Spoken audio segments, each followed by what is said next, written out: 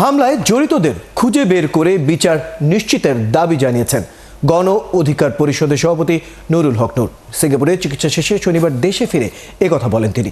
এ সময় নূর আরও বলেন, এই হামলার সঙ্গে যৌথ বাহিনীর কেউ জড়িত না থাকার কথা সংশ্লিষ্ট সংস্থার প্রধানরা জানিয়েছেন।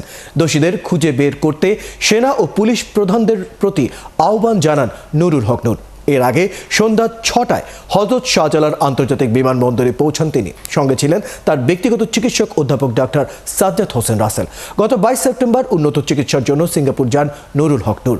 সেখানে তার শারীরিক নানা পরীক্ষা নিরীক্ষা করানো হয়। গত 29 আগস্ট রাতে রাজধানীর বিজয়নগরে জাতীয় পার্টি ও গণ অধিকার পরিষদের নেতাকর্মীদের মধ্যে সংঘর্ষে গুরুতর আহত হন নুরুল হক নূর।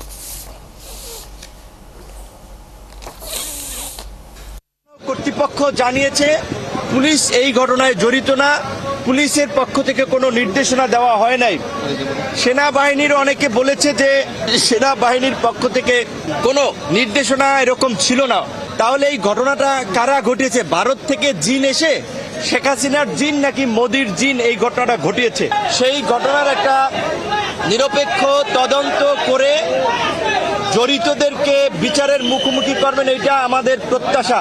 কিন্তু আমরা দেখতে পেয়েছি আমরা যে নতুন বাংলাদেশের কথা বলি, কার্যত 1 বছরে বাংলাদেশের কৃষ্টি, কালচার, রাষ্ট্রীয় ব্যবস্থার কিছু পরিবর্তন হয় নাই। শুধুমাত্র ভাগ বাটোয়ারার ব্যক্তিদের পরিবর্তন হয়েছে।